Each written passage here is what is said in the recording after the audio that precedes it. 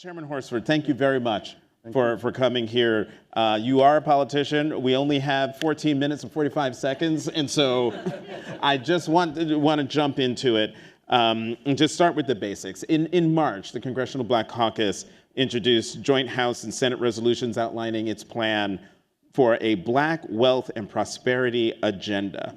Sounds good, but what is it? What does it include? And why is it important? Well, it's great to be here. Thank you, Jonathan, and to the BEA for centering this conversation today around economic opportunity, prosperity, and wealth. And I'm going to answer your question. I'm going to be brief. I'm not going to go on forever. Minutes. But before I talk about how we introduce the bill and what it is, we do have to go back, and I know you've covered a lot of territory today, to last year and the affirmative action decision by the Supreme Court, which was used as a bullying tactic by 18 Republican attorney generals to basically bully private America and major law firms into believing that diversity, equity, and inclusion, the 8A program, venture capital funding, in programs like Fearless Fund were somehow no longer permissible because of that decision. And we convened a national summit to talk about what that decision meant, but more importantly, what it didn't mean, and what we needed to do collaboratively with organizations like the BEA to hold the line on the attacks of the tools of opportunity while we work to build what we are now calling a day one agenda for when Democrats are back in the majority in the House and Hakeem Jeffries is the Speaker of the House of Representatives, when we are poised to move this agenda forward. And our plan for Black wealth is centered on 6 key tenets: housing and home ownership to close the racial wealth gap in housing ownership, Black home ownership, to increase access to capital for entrepreneurs, not only to start businesses, but to grow them, to invest more in workforce and education, particularly with AI and all of the impacts that will have on our workforce. Of course, centering health equity. We understand that when we improve the economic conditions of Black people, we actually save Black lives. We also have a tenet on tax fairness and equity, using the federal tax code to incentivize Black wealth creation. And finally, is the tenet on democracy and voting, by ensuring that we not only pass the John R. Lewis Voting Rights Advancement Act, but that we advance all the other pieces of democracy, from civic participation to the census, the things that help our communities not just survive, but to thrive. Mm-hmm. And I'm glad you outlined the six areas of the Black wealth and prosperity agenda. But the $60 billion question is, how are you going to get that through with the Congress that we have, the Congress that you serve in, where there is a Republican speaker with the help of Democrats so far? How are you going to get this agenda through? Or is it the agenda is out there and we're going to keep our fingers crossed and hope for the best in November that Hakeem Jeffries is the speaker and this agenda can move forward? It's a two-part strategy. You have to show the vision, working in collaboration with organizations like BEA. Many of the tenets of our Black wealth agenda are based on the work, wages, and wealth plan that the Black Economic Alliance has helped to advance. I want to thank Charles Phillips and Tony Coles and Samantha Tweedy and others who have helped inform that work. It's centered in research, polling. These are the issues that matter not just to Black America, but to all America.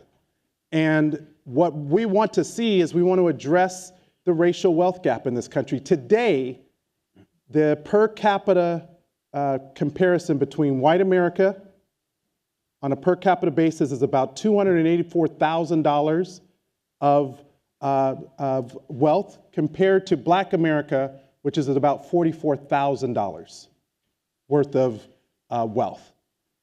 The only way we're going to address closing that wealth gap is by having a bold agenda. Yes, we have to protect the tools of opportunity that the forces like Ed Blum and others are working to attack and to take away, but we also have to advance a much more bold agenda. And how does it get done? It gets done with the people. Too often, we're expecting Congress to do something, but we have to make sure it's the people that demand this issue be at the forefront of our agenda. And so when we say a day one agenda, as you know, Jonathan, Democrats will usually identify about 10 priority bills. This will be one of those 10 bills in the next Congress with Hakeem Jeffries. But we have to have the bill drafted, vetted.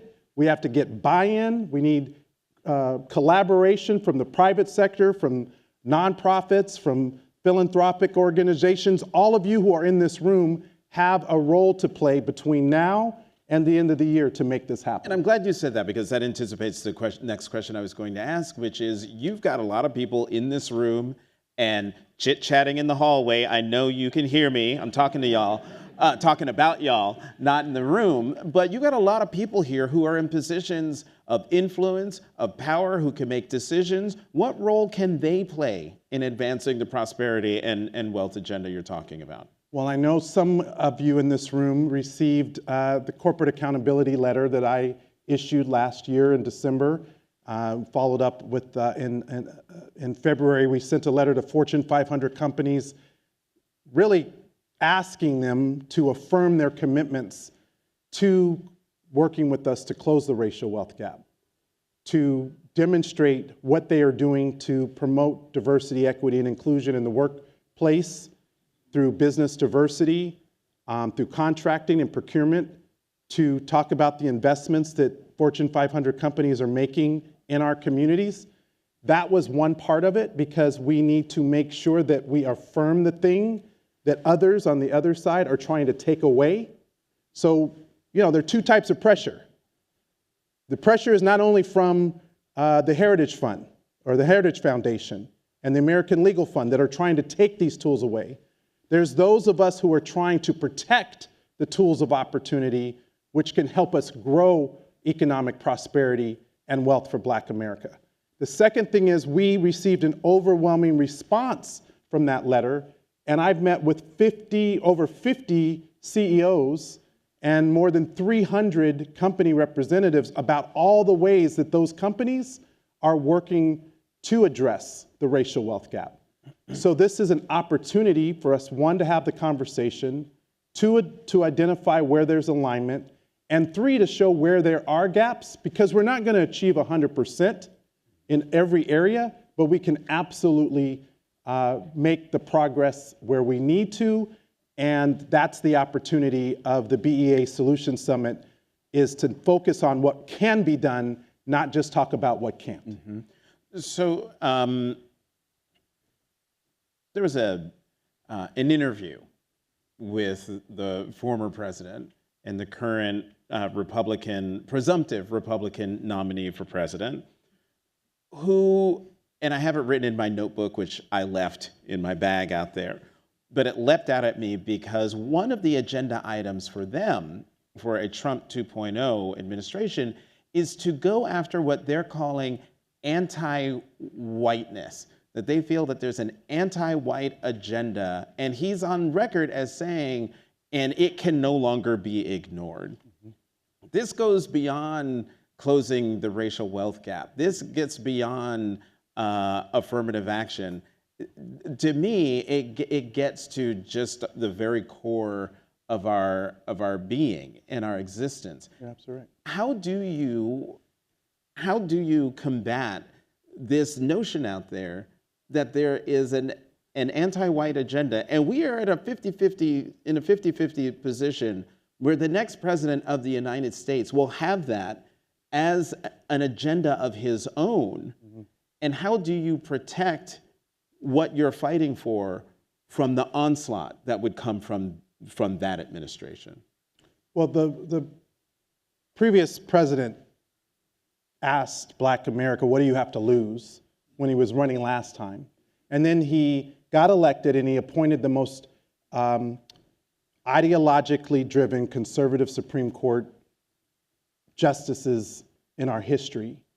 And those justices now have taken away and rolled back fundamental rights, freedoms, and opportunity for women, for those in the LGBTQ+ community, for Black students who want to go to college.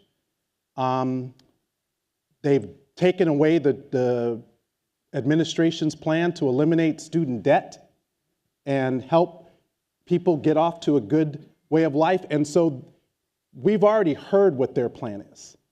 The question is, what's our plan? We are able to put forward our plan and actually hold all elected officials, Republican and Democrats, accountable to a plan that can actually grow economic prosperity and wealth. And I want to commend the McKinsey Institute, their Institute on Black Economic Mobility, because they talked about the fact that if we actually achieved parity for Black America, we could increase the percentage, the number of small businesses and entrepreneurs, over 600,000 that could be created, Black-owned businesses. We could help move more families out of poverty and into the middle class. The more families you move into the middle class, you actually save Black lives.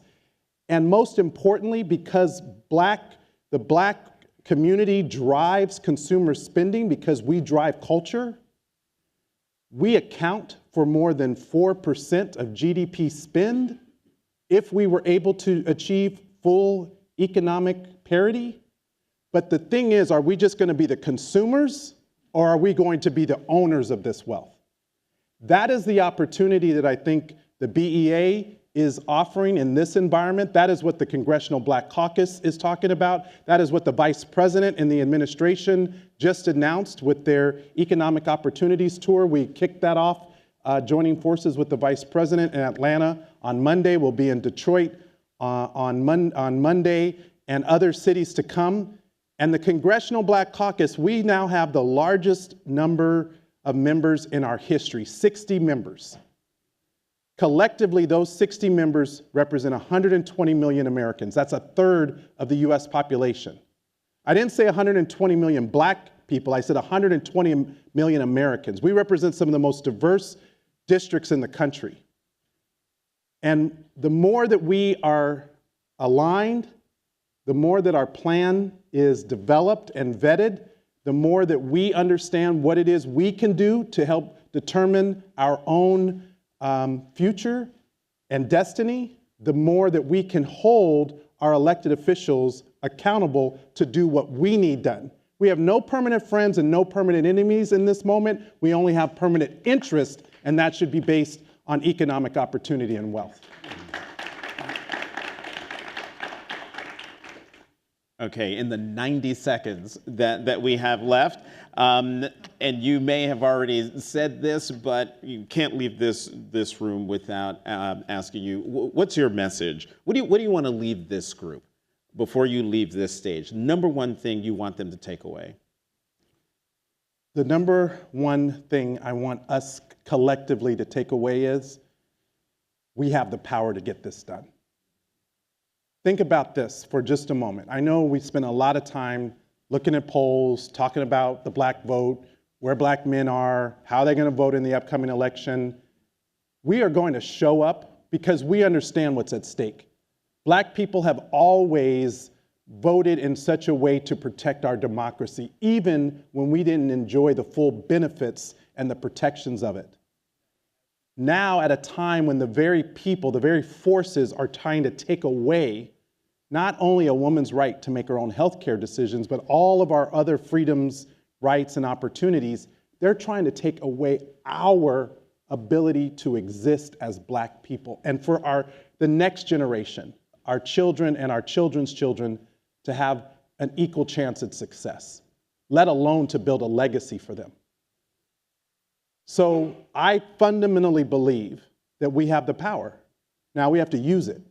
We have to be able to articulate a plan, a message, to engage the people who are not in this conversation, And what I want to say in one term is, we want full economic participation. We want to compete like any other community. We don't want the barriers that have existed traditionally. We want those barriers to be removed, and there are ways that we can do that. It's not only a congressional action plan. We've been meeting with Black mayors, Black county execs, Black state legislators, because just like other organizations, we have to have a plan that can achieve this at every level of government, in the public sector as well as in the private sector. Congressman Steven A. Horsford of Nevada, chairman of the Congressional Black Caucus, thank you very much. Thanks, Jonathan.